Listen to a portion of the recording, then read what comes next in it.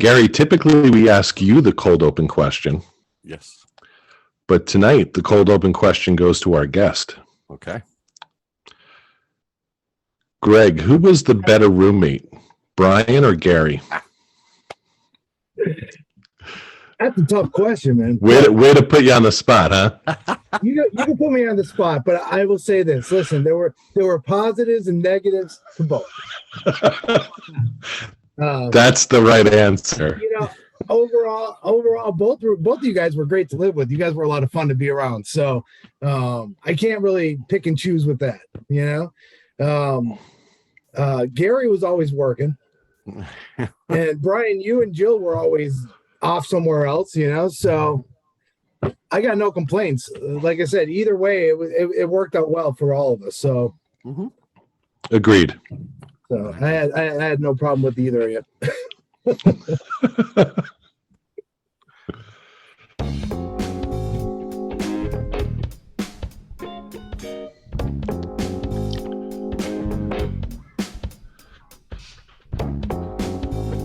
Tonight on the Brian Lennon Show, we welcome our old friend Greg Novak. We'll catch up, talk about the college forgiveness, crime, and whatever else comes off the top of our heads. All tonight on the Brian Lennon Show.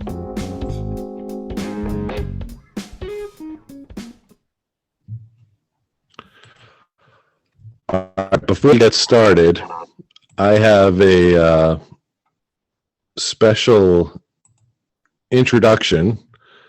Okay, so our next guest is a man who has the distinct honor and privilege to have lived with both Brian and Gary, although at separate points. A graduate of Misericordia University, he has worked in the mental health field for more than 20 years. He has also served a brief stint as a teacher, which we'll probably touch on at some point tonight. A native of Archbald, Pennsylvania, he now resides in Florida with his wife and 3 children. A Mets fan and Cowboys fan, he is also a poet and a multiple-time EA Sports NCAA Football National Championship winning head coach. A man also known by the nicknames Silk and the Doctor. Please welcome our guest, Greg Novak. Thanks, guys. Listen, I listen to the show all the time since you guys started it back up. It's fantastic. I'm just honored to be here, guys. Well, it's a pleasure to have you. It's been way too freaking long since we've talked or seen each other. So absolutely. And you know what? I have no excuse for it, Brian. None of us do. But I come to Pennsylvania once a year. Gary, you live 2 hours up the road from me. I know. I realized that, and I was like, I was just thinking about that now. I'm like, well, crap. I'm like, I really have no excuse because you really are only down the road. I mean, we could take a trip down there anytime. So I'm sure there's breweries down there by you, Greg, right? You know what? I wouldn't know. I don't get to go out very often, but I'm sure. I'm sure there are. Oh, I'm sure there are. Yes. Speaking of drinking, tonight, Gary, I'm drinking a LaCroix passion fruit. Nice. Sparkling water. I am actually drinking because I haven't had one in over a week now. So I am back on my Big Storm vodka sodas. And Greg, what are you drinking tonight? I feel like a loser. I have a mug of coffee. I almost made myself a cup of coffee knowing you were going to be on the show, but I didn't. Well, I don't mean to disappoint you, Brian. It's not a Starbucks. It is a Dunkin' Donuts coffee. So there we go. Nice. That's the way to go. Well, it's all right. So, Greg, good to see you. I was going through my messages on the Facebook. I think the last time you and I may have talked was like 2014. That's what, 8 years ago. Yeah, because I was looking into the program at Lackawanna College for the thing that you were in school for. I can't even think of the name of it. Sonography. Sonography, correct. Yeah. So tell us kind of what you've been up. So when did you move down to Florida? We moved down here in 2009. We've been here for 13 years now. Okay. So what the hell's been happening over the last 13 years? Well, as you mentioned, several different jobs. Unfortunately, in this mental health field, you're bouncing from place to place because the money is not there, which will go into our story later on with the Mike Rowe thing. Yes. But I did that, and I taught for a year, and that's basically it, just working. And I also, like I said the other night to you guys, I'm doing that domestic violence stuff too. Not actually can't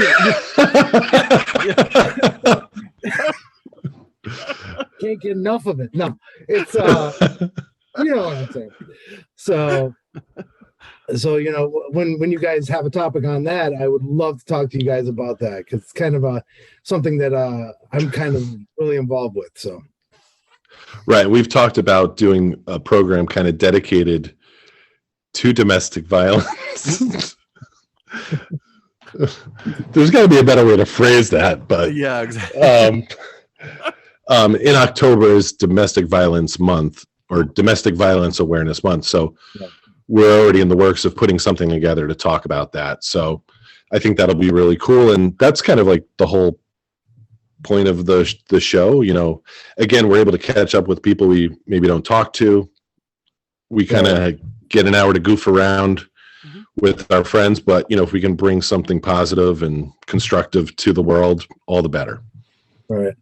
So nothing exciting going on down here. My wife, as you know, is a nurse, so she's working all the time. I'm working all the time.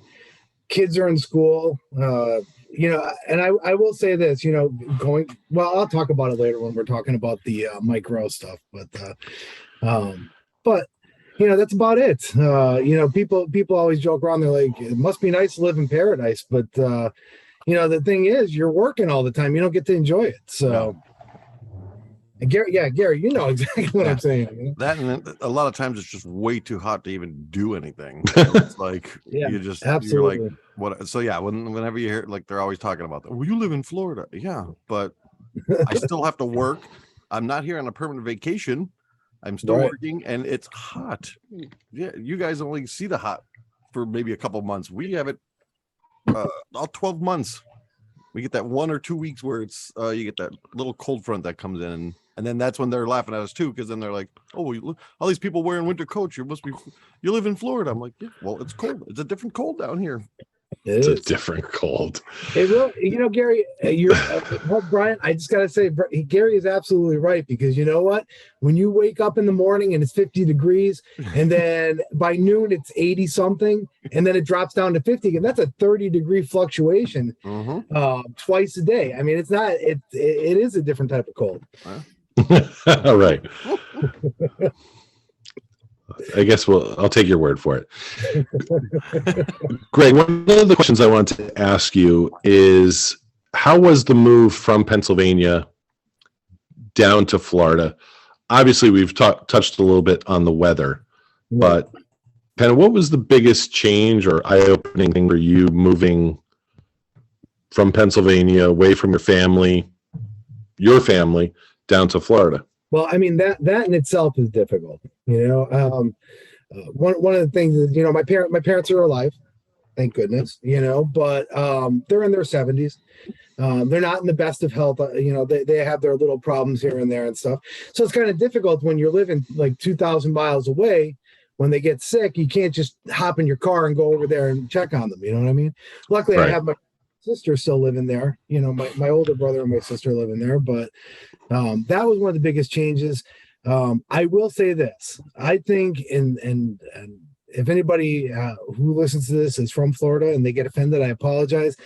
You see a lot more sexism down here in Florida. It's still very old school, I remember my wife, the first week she was at work, she was crying because when she'd come home, because, the guys at work, like the doctors would be like, well, you don't know shit. What keep your opinion to yourself. You know what I mean? Like just that kind of attitude still down here. Yep. Really? Oh yeah. Big time. So I think that was one of the biggest changes. That, and everybody has a gun, so.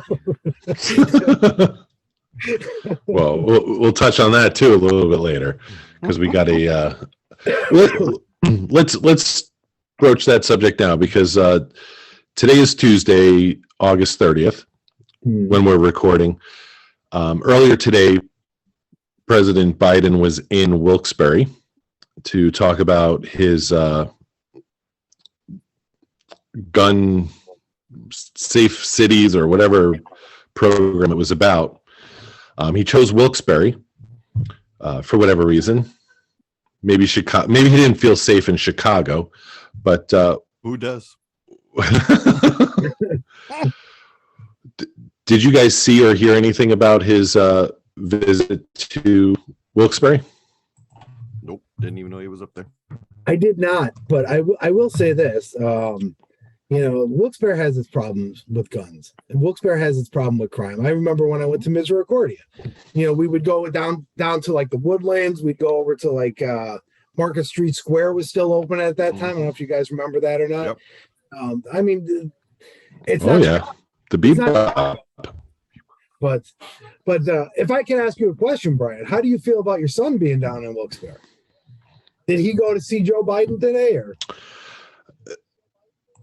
He did not. There's some trepidation because it's not the city. Obviously, I'm a little concerned. This. Can you hear me now? Yeah. Can you hear me now? Yep. Yep. Keep talking. You're Keep talking. I'm good. Yeah, we're good. Okay, you hear me now? Yeah. Okay. If I'm dead, if you guys can't hear me, make sure you're talking so it's not dead air. There's some trepidation that he's there. I'm a little more concerned more this year because he's living off campus, even though he's only like a block away from campus. But the street he lives on, it's not the nicest looking street. But it is what it is. Yeah.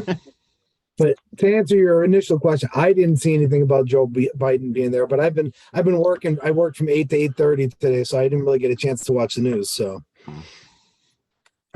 yeah, I don't really watch it. I'll flip through my phone and usually on Twitter or Facebook, that's where I get all my news now. So that's usually when I see something. Then if I see something, then I'll look it up because I'm like, sometimes I don't believe it on there. So then I'm like, but no, I didn't see anything about him being up there today. Now, Greg, I remember in 1996 sitting in the waffle shop writing poems about Bob Dole. Oh, the waffle shop. Love the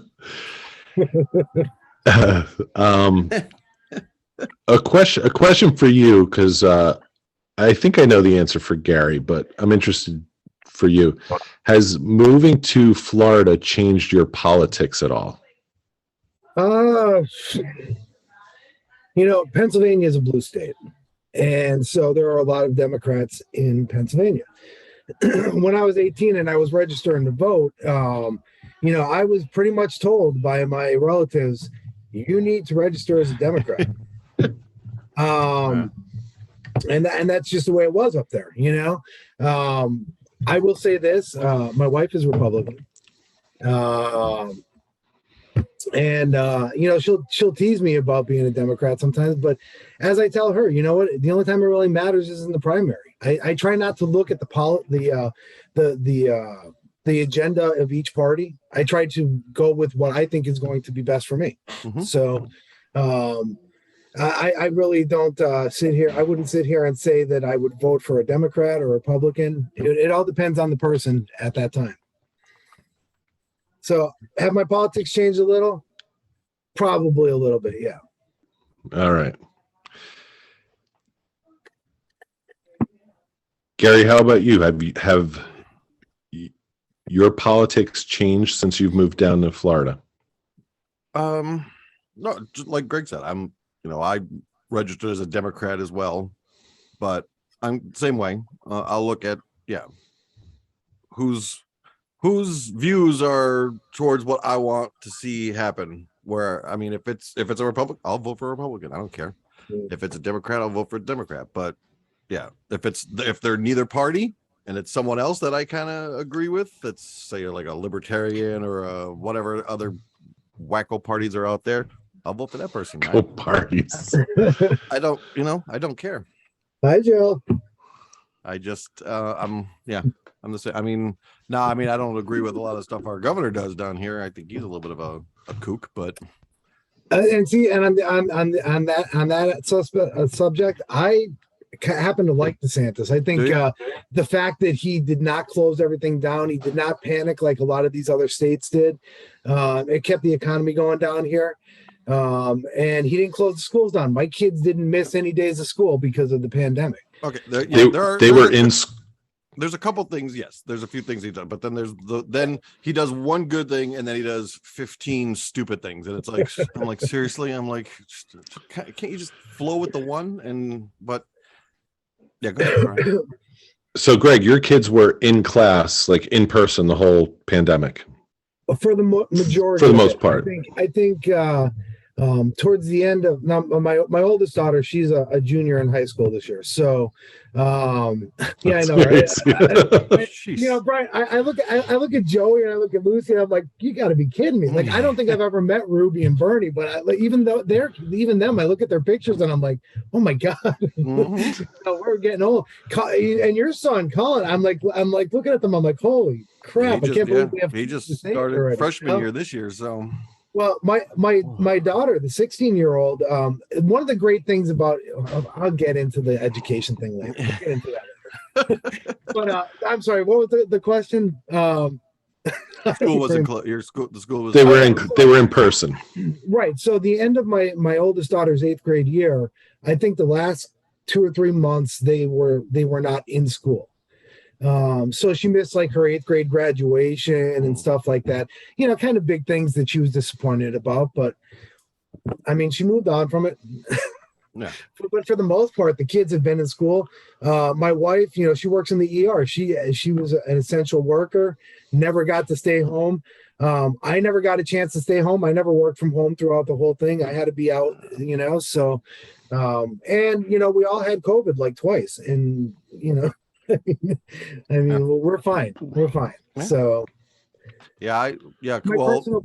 I think it depended on where Colin he was going to a private school when it all hit, so they decided they were going to do everything online, and that was actually my first. It was the second half of the year. That was the first time I started teaching. So my start of teaching was through Zoom. So that was it, and I mean, it was okay. But it just sucked. The kids weren't learning anything. It was horrible. But I think it was because of his school they decided. But before that, I was working at air conditioning company, which they considered as I had to be in every day too. So that's essential in Florida. I guess, yeah. Well, that's true. But I mean, I was an accountant, so I'm like, well, what the hell am I doing? I could work from home. Oh. But no, and it was, like I said, I'm a firm believer that too much of it got blown out of proportion. I know so many people that were sick from the virus, and it's one of those things where a lot of the people who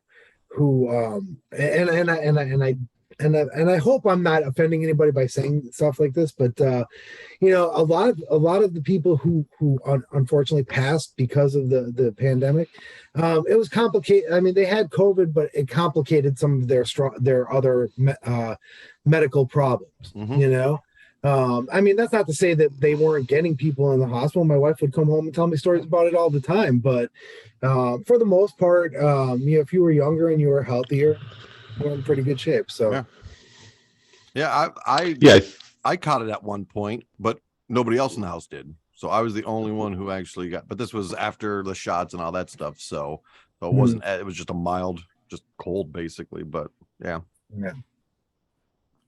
Yeah, I think a lot of people who died, the majority of the people had comorbidities, right? Or multiple 4 or 5 different things wrong with them. Mm-hmm. So,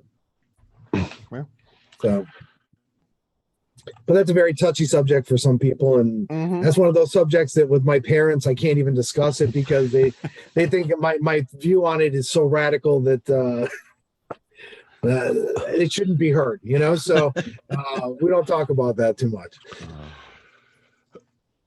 So let's talk a little bit, Greg, about being a father, because you have 3 children. I do. And how is fatherhood treating you? Listen, I love it, man. It's one of those things. It's one of those things where until you start, like before you become a father, you don't even realize how much it's going to change your life, how much it's going to shape you, how different you're going to be after you become a father. Yep. I've got a 16-year-old, I got a 14-year-old, and I got a 10-year-old now. Thank God they're good kids. I mean, they're all good students, and they're well behaved, they're well mannered and stuff. And I like I said, I see some of these kids, and when I taught for that 1 year, I was like, I couldn't believe the difference between the kids. So. Now, are your kids in public school, charter schools? They all went to charter school from preschool until they finished 5th grade. Okay. And then my 2 daughters, they went to public middle school, and now they're both technically they're both going to North Fort Myers High School. Home of Deion Sanders, home of so I mean, technically, they both go to North Fort Myers. My oldest daughter, though, in Florida, they have this great thing, and I know I said wait until later for the education. But they have this great thing in Florida. I don't know if they probably have it up there near Tampa. You're in Hillsborough County, right? I'm Pinellas, so Pinellas. right outside Hillsborough, so. Right. I'm sure they have it up there too, but they have dual enrollment. So yes. If you are a good student and you have your grades up and stuff, my oldest daughter is a junior in high school, but she is not taking any classes at the high school. She's taking all of her classes at Florida Gulf Coast University. So she is, by the time she's done after her senior year, she'll already have her associate's degree. And we don't have to pay for any of that. That's all part of the school system down here. So she'll have an associate's degree by the time she gets out of high school, and then she can go to college. And even if she decides to go, hopefully she'll decide to go to like the University of Florida or something, because down here in Florida they have the Bright Future Scholarship. So if you have really good grades and you keep up your grades, you can pretty much go to college for free down here on the Bright Future Scholarship. So and every child is eligible for it. Yep. So, yeah, nice. Our school has the same thing. We have the dual enrollment, and actually, I think you could start at our school. You could start in 10th grade. You could start actually taking some of those college classes and stuff. So, that's what they'll do is they'll, and I think ours is off of SPC, so St. Pete College. Yep. So they'll send them over there. I've actually been to St. Pete College. I was up at St. Pete College back in April. Okay. Yeah, but so they'll send them there and they'll do their classes that way. So that was one reason I really like going to this one school. Now I haven't heard I didn't know about his other public schools when he was at those, but that's why I'm like this is great because by the time they're done with their senior year, they could already be 2 years into college. So right, and they also have what you were talking about. They have this ACE program. Both of my daughters take these ACE level classes, which can be. I guess they can earn college credits by taking these classes. And my one is only a freshman this year, but next year she's eligible, like you said, 10th grade for these ACE classes. So I'm sorry, Brian, this is your show, and I apologize. No, I'm interested in that. Now, I have a question for you, Greg. The dual enrollment program where your daughter is earning credits for college, right? Who's paying for that? The school. Is that the taxpayers? That's the school district. It's all part of the public school system. Yes. Okay. And being a taxpayer in Lee County, Florida, I am actually paying for her to go to school. So I have no problem with that. Exactly. Well, I think that's interesting. Obviously, I think most states and most jurisdictions have a school tax. Right. So everyone is paying for children to go to school. Right. Obviously, in Florida, if they're offering dual enrollment, actually at Mid Valley, I think we have a dual enrollment program with Lackawanna College. So yes, they my niece Mary Grace is taking some classes, but they're online. They're online classes. She doesn't have to go to school. right. I think so. I think there's like a psychology and an English class that they can take. So we're paying for children to go to college already. So why the big fuss about Biden's college forgiveness plan, do you think? I think the problem is this, Brian. I think people like myself. Now, you just congratulations, by the way. You just finished college, right? Thank you. Congratulations. So you probably have student loans. Keystone is not cheap. No college is cheap anymore. But I think the problem is people like myself. Gary, I don't know. When did you finish your education? 2019. What's that, 29? Okay, so yeah. you have loans right now too. I have a couple loans because I did go back for a year. I was thinking about doing something else and I took some classes, and so I have a couple loans for those.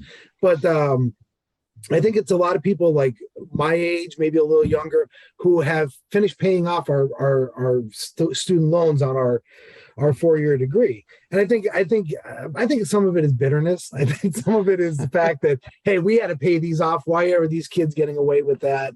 I think part of it's that. The one thing I don't agree with, apparently this is supposed to help lower inflation right now by having more money in people's pockets. However, student loans have been on deferment for a year now. And the inflation has gone up tremendously over the past year. So those people have already had that money in their pocket, and inflation has still gone up. How is this supposed to bring down inflation? That's my question on it. I'm not bitter about the people getting forgiveness on some of their loans. I don't. Hey, listen, if the government's going to offer you something, you might as well take it. Exactly. That's how I feel personally. Obviously, I'm not going to, tell them not to pay the $10,000 off that, they owe. Gary, I'm sure you feel the same way. I think definitely it brings to light a bigger issue though with college, the way colleges are run, the way they're funded, and kind of their whole purpose. And I can kind of talk to this from perspective of Penn State. And Gary, you were at Penn State at one point too. I literally just felt like a number at Penn State, especially at main campus. The Scranton campus is different, but when you go to main campus, you're literally one of 60,000. And my wife, having worked in higher education in different roles, like in a health services office as a adjunct, professor for clinicals, and now as like an employed professor. A lot of these schools are just looking to get bodies in the classrooms because a body equals money. It's a business just like anything else, obviously. And I think even back in the mid 90s when we were starting school, I felt like there was never really any road to a degree. I know very few people from the 90s who graduated college in 4 years. And Greg, you didn't finish in 4 years. No, because I changed my major after my freshman year, which at that time was not a big deal because, I was under the impression, and, I read that whole article about Mike Rowe and everything. And it was one of those things, the mindset, and I'm sure you guys were kind of subjected to this too. Go to college, get a degree. As long as you have a degree, you'll get a good job. That was the mindset, and so I had started out college in a 5-year master's program for occupational therapy. And, I liked the psychology classes, and I'm like, well, I got to switch to psychology because you know what, as long as I get a degree, and I wish somebody had stopped, not that I hate my job or anything, but, I wish somebody had said to me, hey, you know what, you might want to look at this, you know what I'm saying? And you're right. I don't think there was a clear road because, you didn't get that direction from people. Right. And I'm the same way. Like I initially started in communications. Right. looking to be like a journalist, working for a newspaper, which now there's very few of them. A lot of times. And it was something I loved. It's something I knew I always wanted to do. Here it is 26 years later, I'm hosting a podcast and writing, a blog. So I'm still in that, but I'm not making any money doing it. It's just something I love to do. Right. Whereas same with you, Greg, I wish someone had told me, get a business degree. It's an easy degree to get. And, you can do whatever as long as you have a business degree, because a lot of whatever field you're going to work in comes down to dollars and cents. Right. And, one of the things that you're talking about, these colleges just want to get bodies in there. When you are offering classes like, listen, it's great to have knowledge that, there's very few things in our life that cannot be taken away from us. Our lives can be taken away from us, our families, our money, our houses.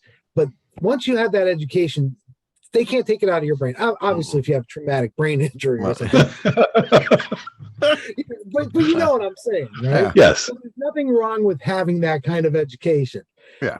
But when your major is something like in that article, gender studies, where are you going with that? Yeah. Where are you going with gender studies? What kind of job are you looking to get? And that's the problem. I will say this, and Gary, you're probably aware of this and Brian, your kids are older now too. I know that right now our children have access to more information and more knowledge about what kind of jobs are out there, how much they pay, what's the job prospect for the future, and hopefully. And the schools that my kids have gone to, they're pushing that. They're saying, well, look at this job. Is this a sustainable job for the future? Is this something that you can make a living doing? And so they make the kids look at this stuff. And so hopefully for those who are looking to go to college, they'll kind of shy away from those other things. Those are great electives. Those are great. Like I said, it's good knowledge to have. But it's going to be hard to make a career on those things. Yeah, no, I agreed totally with that stuff. Because when I was seeing some of these majors, I'm like, why? What are you going to do with that? It's ridiculous. Like now, see, for me, like I started working when I went to school, I was psychology. That was where I was aiming. Then I left there and I was at telecommunications for a little bit.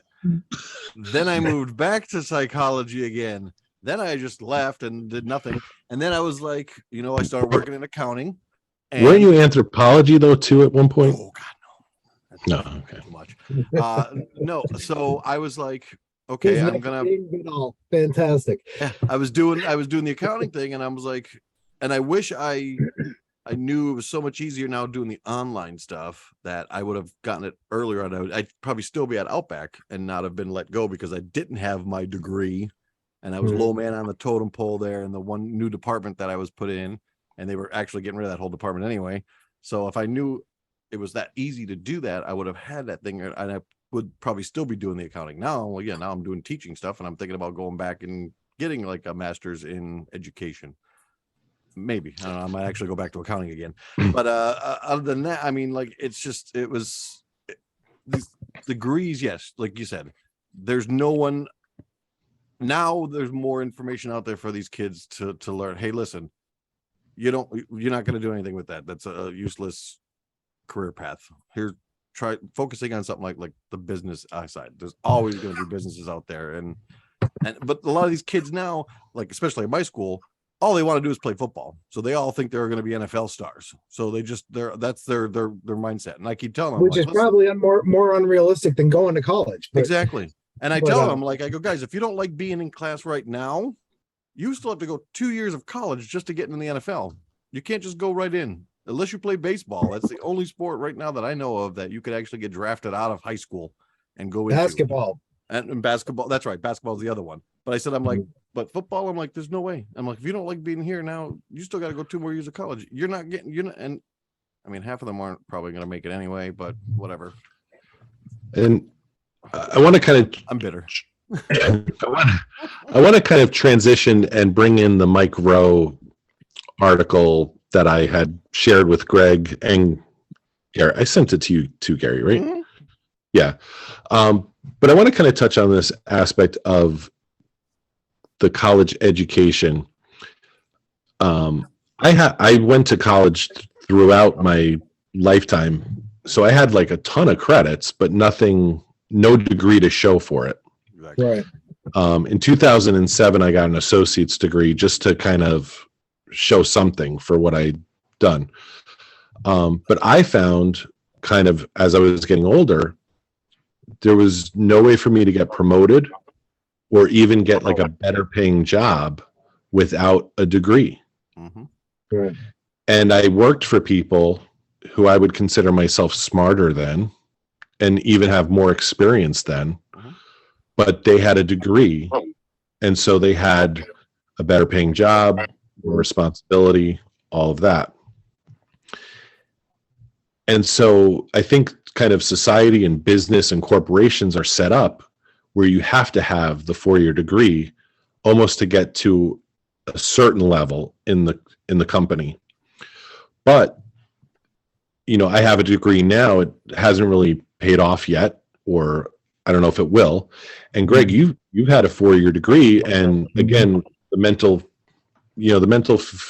health field is not a great paying, field. You're So- right. And real quick, Like a catch-22. right. And the thing with the mental health field too, Gary's talking about going back, getting his master's in education, or a master's in accounting. If I were to go back and get a master's, because I've looked into it, and I've looked into the feasibility of getting it. If I went and got myself a master's degree in like social services, if I became a licensed clinical social worker, that would give me maybe an extra $6,000 a year. Yeah. Is it really worth going back to school and get my master's to do that? I work 2 jobs. I do the job for mental health, and I do the one as a batterer's intervention facilitator. There you go. How's that? That better? That's better. And I do that job, and quite honestly, that's my second job. It's a part-time job. I do 5 groups a week, and I probably make almost as much money doing that as I do my full-time job. So what's the point in me going back and getting my master's degree? It doesn't make any sense. Exactly. Right. Now, I want to get a clarification on that batterer. So the batterer is the person who is Abuse. the abuser. They're the perpetrator of the abuse. Yes. Thank you. Okay. Yes, the battered.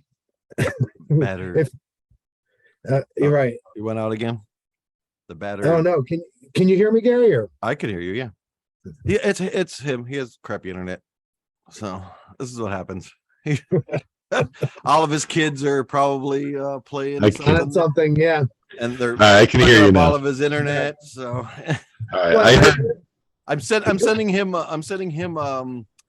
Wi-Fi extenders for Christmas, so he could. Ooh, that's a nice gift. That's good. that would be good. I bought some. You know what I think it is? I think Jill and Ruby are upstairs streaming Full House. Yeah. So that's what it is. They're sucking up all your internet. Yeah. Tell them 1 hour Tuesdays they can't use the internet. Greg, I'm curious again with the batterers. Now, are you meeting them in like a group setting? Is it like you and all these abusive people? Before the pandemic, all of the guys. Now here's the thing. Florida's a little different because when I worked in Pennsylvania, there was no such thing as a women's batterers intervention class. So typically, no, honestly, in Pennsylvania, if there was a domestic violence call, the police would arrest the guy automatically. Mm-hmm. And down here in Florida, they don't do that. So I actually have 4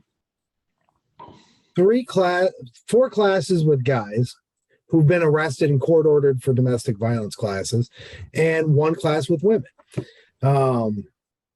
So, and there's about 20 some people, but to answer your question in each group, so to answer your question, in the beginning before the pandemic, because I've been doing this for 5 years on the side, beating it's not, I know it's not funny. I shouldn't be joking about it, but, anyway, In the beginning, like 5 years ago when I started, up until the pandemic, we had a classroom, and I would be in there, me with about 20 guys who had been arrested for domestic violence, and I would be doing those classes. Yes. But now, for the past 2 or 3 years, they've been strictly online. I've been doing Zoom classes, and they actually were renting this classroom at another building, and they actually broke their lease and decided that they were just going to stick with everything online. So it's safer for me, at least. Yeah, definitely. Uh-huh. Yeah, I would think that would be very intimidating to be in a, any sort of setting where it's you and 20 people who've been arrested and court ordered for perpetrating abuse. Yes, but keep in mind, they have been arrested for domestic abuse. So the last thing they want to do is get arrested again for beating up the facilitator. And actually, I probably feel safer in the classroom with the guy one than the women one, because they're the ones beating the guys, where the guys were the ones beating the women. So it's like, I don't know. Because I see it at the school, because the girls nowadays, they're more physical. So like I've seen more girls smacking and punching boys at the school than I've seen boys doing it to the girl and stuff like that. So it's completely changed now all of a sudden. Like they're that is very true. Very true. Yeah. But I do want to get back to this Mike Rowe thing, because I had a comment on it, Brian. So go ahead. Okay. Let me just kind of read some of the. Where the hell did it go?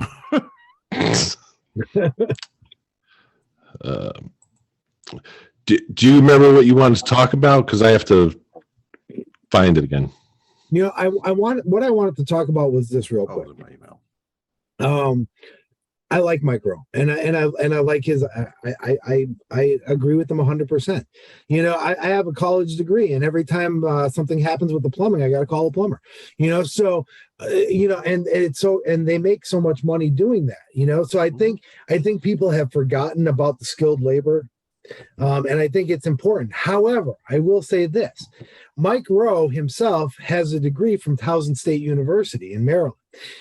Had he not gotten that degree, he would not have gotten a job with QVC, which would have led to like the History Channel and all of that. Because he probably wouldn't have gotten that job with QVC. He wouldn't have the platform that he has right now to talk about this and to promote this and to start the Mike Rowe Foundation, which promotes skilled work. So there is still an importance to having a degree to a certain extent, especially in a situation like that. I didn't know he worked for QVC. I believe that was his first. Listen, Brian, you gave me something to look up. I researched it, man. That was his first job. One of his first, because he took communications in college, and one of his first jobs was working for QVC. Okay. But like I said, had he not had that degree, he wouldn't have gotten into the whole, if you want to call QVC show business, because you are on TV, he wouldn't have gotten into that whole, area of media where he would be able to have a platform like he has right now.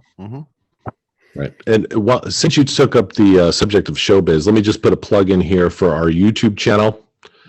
Look up the Brian Lennon Show. Subscribe. We need subscribers while Gary and Greg take a drink. Also subscribe to the Substack page, thebrianlennonshow.substack.com. I post the podcast as well as articles occasionally. Try to post one at least once a week. Back to Mike Rowe, and he has a college degree. Some of these Republican senators and representatives over the last few days since Biden announced the $10,000 forgiveness for student loans have come out against, funding this program. But at the same time, it cost them $330 apparently when Mitch McConnell went to school. The cost of college education 30, 40 years ago was a lot less than it is now. And so it's kind of with your point, Greg, like, yeah, you can say all of this, but, look at your own circumstances and realize how things have benefited you. Mhm. Right. Yeah, and yes, college tuition has gone through the roof. Mhm. Not to point this stuff out, but I mean, your son goes to King's University, Right. Not King's in College. King's College. It's not a university. I thought it No. was, but not a cheap school. It's a private Catholic institution, Mhm. so it's not a cheap school. My nephew was looking to go there. They offered him, he was going to go there for cross country, so they offered him some kind of like a little menial package, and he decided not to go there anyway. But I know it's not inexpensive, so it's college is not a cheap endeavor anymore. Mm-mm. Not that it was when I was in college either, not when, but it is, I agree with Mike Rowe. These kids are being told, go to college, take out a loan. You're 18 years old. They have laws against predatory loans. I mean, I would see that as a predatory loan. Mhm. You're preying on an 18-year-old who has terrible credit, and now they have the parent loans where you guys got to take out loans alongside of your kids to make sure they get paid off. And it's just so expensive to go to school for. Like obviously there are certain things. Gary, you're teaching. You have accounting. You got to go to school for that sort of stuff. You have to go to college for that. Nursing. You got to go to school. You got to go to college for that. There's a lot of jobs that you have to go to college for. But like like I said, when you're going to school for stuff like just liberal arts studies, you're paying a lot of money to go for nothing. Exactly. Well, this is kind of, so let me tell you my situation with my son. So we sent him to Holy Cross High School. Right. So we paid for that. It was about $5,000 a year. Right. So we invested about $20,000 in his high school. Right. That's cheap. How about the other ones? Are they going to? Is Lucy going to Holy Cross, or is she going? Well, she graduated already. She's done. Oh, she's done. Okay. Is she doing college, or is she planning on something different? She's not. Okay. Right now, she started last year, but she's not doing it. Yeah. Now he's at King's. He got very generous academic scholarships, so it's not costing us a fortune for him to go to school. I mean, he will have some loans and all that, right. But he academically did very well, so that's benefiting him. Right. He's a history major, which when you talk about like a liberal arts major, like his goal is to go to do a 3-3 program with Villanova Law School. Mm-hmm. So, hopefully that works out for him and he graduates in 6 years with a law degree. Right. The scary part would be if he doesn't graduate and he has invested all this time and money and he has, a liberal arts education. Which he could turn into, but he could turn that into a teaching degree, right? Yeah. I mean, he could always teach history. Yep. Yeah. But that's the thing. Like, that's what happened to me and Gary. Like, we had a lot of coursework done, but no degree to show for it. Exactly. But then all this student loan debt. Yep. So that's the rub there. Yeah. But I want to tell you guys a really quick funny story because the whole Mike Rowe thing. When I was graduating from high school, now my parents paid for us to go to private schools too, and when I was graduating from high school, my Aunt Gladys was probably like 84 years old when I was graduating from high school, and I had been being told since I'm a little kid, You finish high school, you're going to college. You're going to college, you're getting a degree. I remember talking to her right after I graduated from high school, and she said, "What are you planning on doing?" And I told her, "I'm going to college." And she's like, "Why would you do that? Why don't you go be a plumber? Why don't you go be a carpenter? Why don't you go be an electrician?" And in my mind, I'm thinking to myself, this woman is 84 years old. She's losing all sense of I'm like, what the hell is she talking about? Why would I do? And I look back on it sometimes now, and I think to myself, my God, this woman was right on. She knew exactly what I should be doing. You know what I'm saying? Yeah. And I feel that same way with Mike Rowe. We steer our kids away from that sort of thing when they can make a very good living for themselves doing that. Yeah, I mean, I know a plumber who owns his own business. I know another guy who runs his own landscaping company and stuff like that too. Two guys that used to do that, but yeah, I mean, and that's the thing is we don't have those. It's those skilled positions now. That's what's no one's going out for those skilled positions. No one wants to be a plumber because they think that's crap work and no money, but it's not. I mean, yeah, the work you got to put the work in, but you're making a good chunk of change. The thing with our school too is that's besides being connected with the St. Pete College, our principal is also connected with a lot of these other areas for skilled stuff. So because of our diversity in our school, he knows hey, we have I know these people, if you want to be a big time barber or hairdresser type thing, we have these people I know that they teach you and stuff like that. So it's all into so he is pushing for a lot of the skill stuff too, not just college. I mean, I said, most of these kids think they're NFL stars, so that's what they want to do. But but I mean, he has the other stuff. If you don't want to go to college, you want to do something else. Because there's which I found out, I didn't realize that there's a couple schools down here, especially in this area, like some of the public schools, where some of the classes they offer are barber, where you could actually you go in and they'll have the kids in there, and then the students can go in and get haircuts from them and stuff like that. So it's like an elective almost in some of these schools here. And I'm like, well, that's pretty cool. I'm like, because that stuff you used to have to either have to go out and find a specialty school that just does that. But so, yeah. Now Joey has a friend who went to Johnson College for 2 years and graduated. So he's still 20. He won't be 21 till October. But he's been working up at Tobyhanna, and he's probably making over $40,000 a year as a 20-year-old with a 2-year degree from Johnson. Right. But it's a trade degree. I don't know exactly what it is, but I know he does welding and stuff. So right. And welders make good money. My one niece, she was dating a kid, and he wanted to go and he wanted to go into the Navy and become and go for welding and become an underwater welder, which is a ton of money to make. Couldn't pay me enough. Me neither, but I'm just saying, there are some people who gravitate towards stuff like that. Now, speaking of barbers, Greg, do you have any gray hair? I have a couple gray hairs. Yeah. They're not too noticeable right here, but I've been blessed with good genetics, Brian. Yes, You have a full head of hair, and it looks dark brown. So God bless you.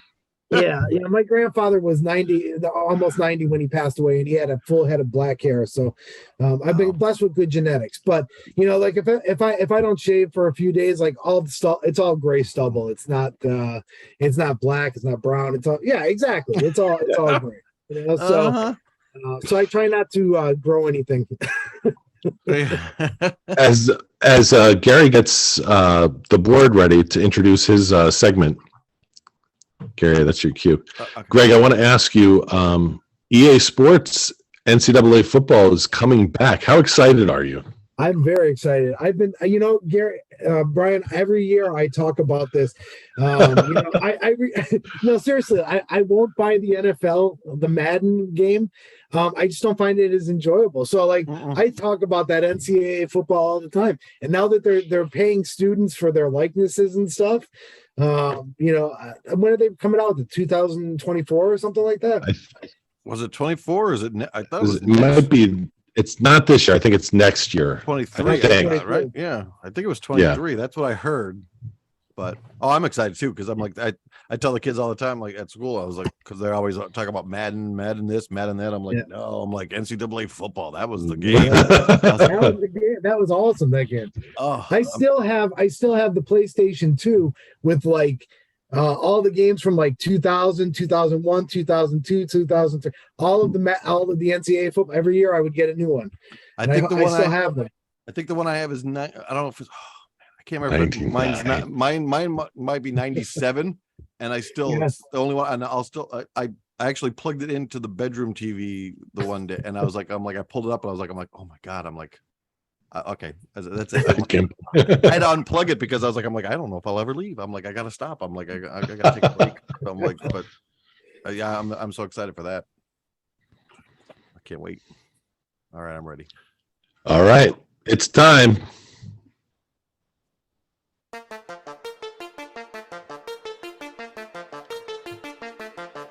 It's time for Gary's News of the Weird.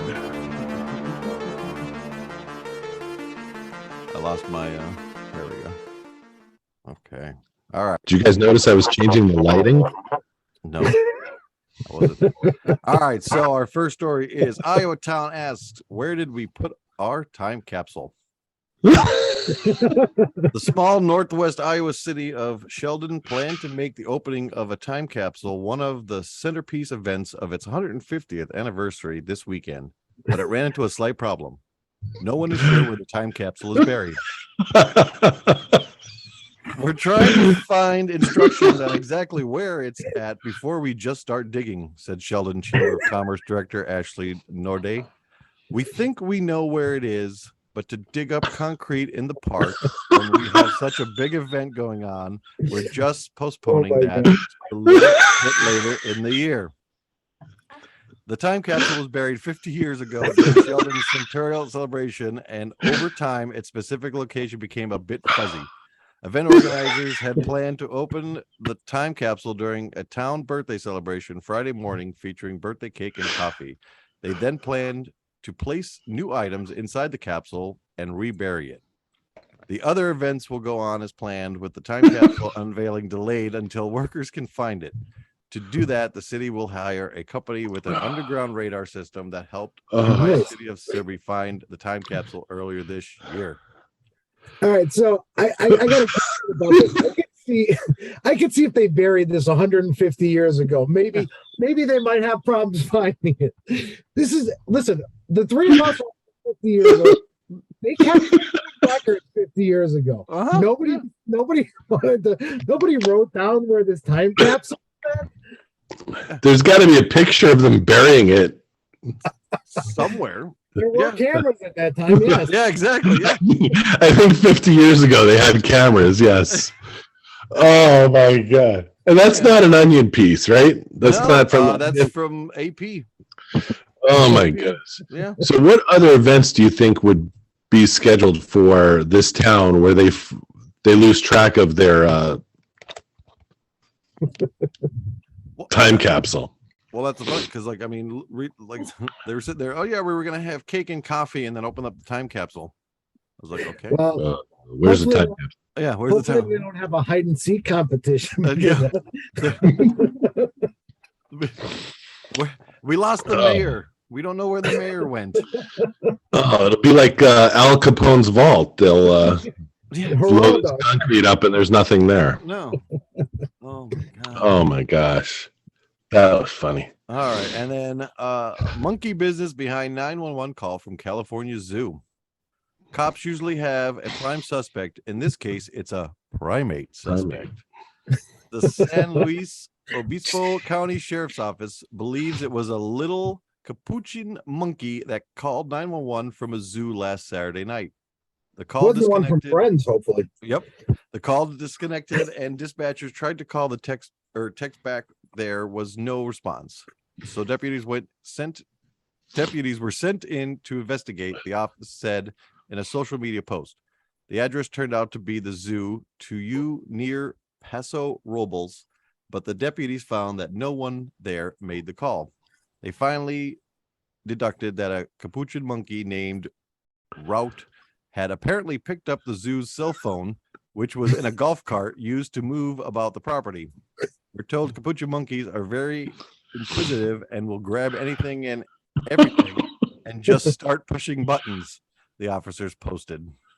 So yes, so we have a monkey dialing 911. Maybe they could ship the capuchin monkeys to Iowa to help find exactly. Yeah. See, that's perfect. And that, my friends, is news of the weird. If I click the right buttons and do my share screen, and you could hear the music playing, that there it is. Notice the lights. Oh, I see it now. Oh yeah, I see it now.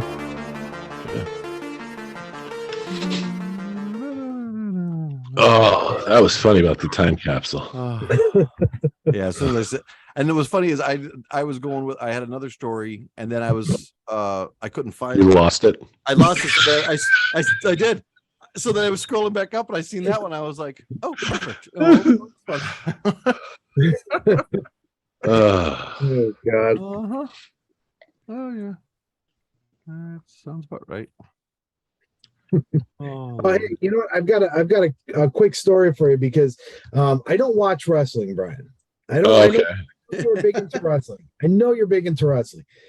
I don't watch wrestling, but I've got a great story for you because you live in the heart of wrestling country. I know, but this is a story from Pennsylvania. Okay. So we're going back in time here. We're going doodle back in time. All right. So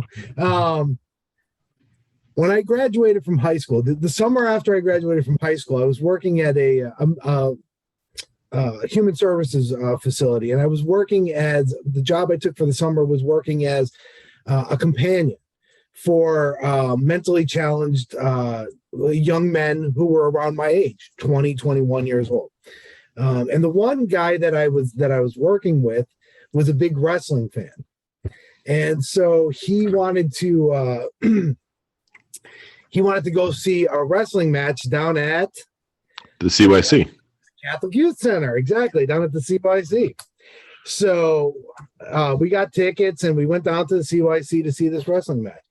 And there was always back, and I don't know if they still do it or not, but back in like the 90s, back in the 80s and stuff, they used to have they'd have the flunkies, the ones that used to get beat up every time, like Johnny K-9 and the jobbers. Right. Iron Mike Sharp. Right. Barry Horowitz. Yeah, exactly. So, however, we went to this wrestling match, and I don't remember who there were two wrestlers. The one wrestler you're definitely going to know. I can't remember who the other wrestler was.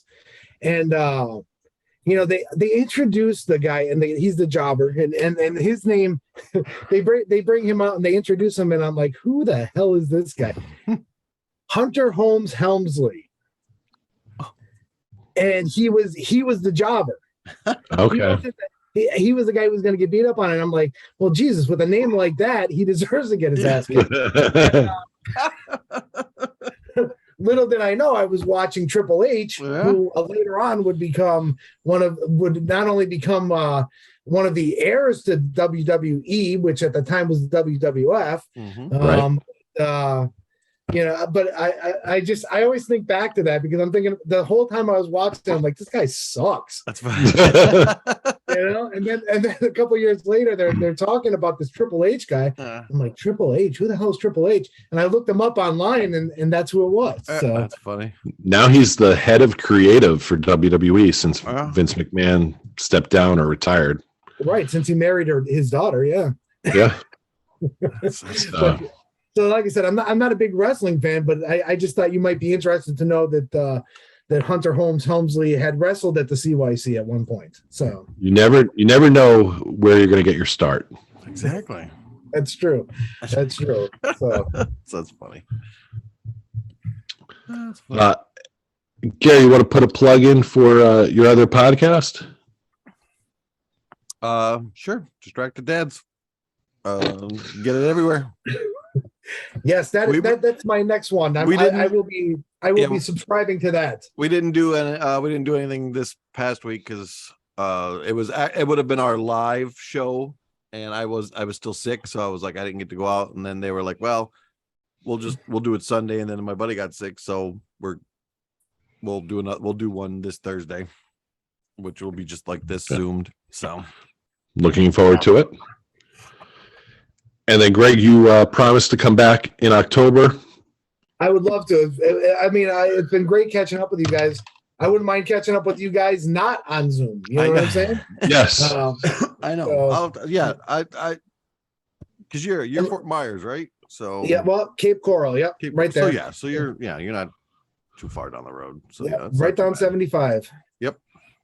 If you drive an hour each way, you can find somewhere in the middle. We can meet in Sarasota. There we go. Yeah, we do that too. We'll set something up. Yeah. Or I mean, if you're up in Disney, let me know if you go up to Orlando anytime soon or whatever. You know what, Gary? I got to tell you real quick. You know, being here in Florida for years. Now we've been here 13 years. I would say for at least 12 years, we would get seasonal passes, not season passes, seasonal passes to do. And as long as you went like once a month, you pretty much got your money's worth. Oh yeah. You know, it was worth it.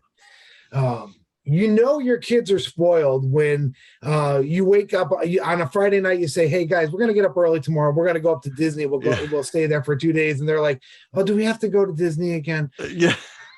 As soon as they started saying that, we were like, all right, that's enough. We're not spending the money on these tickets. So, you know what?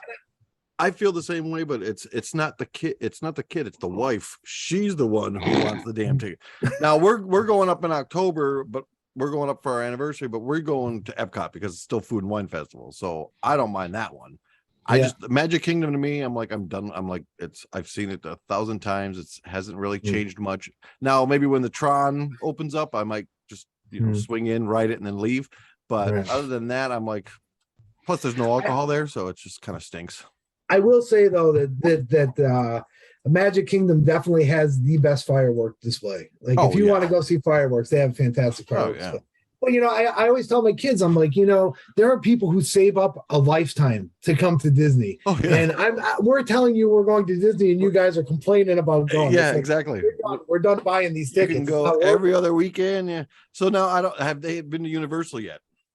They've been to Universal. We've been to Universal, Busch Gardens, SeaWorld, all of the above, you know. That's Universal's another one I like too. So I mean the girls are getting older, and my son was never really into the Disney stuff. So so anyway. That works. But we'll have to set something up. Yeah, because like I said, we're like 2 hours away from each other. And Brian, I'm up there at least once a year. I was up there 4th of July week. You know, the problem, and Gary, you probably have this problem too when you go up to Pennsylvania. The problem is you go up there and your family wants to see you, and you know everybody wants to see you, so you have to find a way. And you know, when I go up there, my wife's family wants to see us. It's not a vacation, right? Exactly. It's like work. So like this year we didn't go up. Last year we went up because it was the first year me teach. So and Shannon could work from home.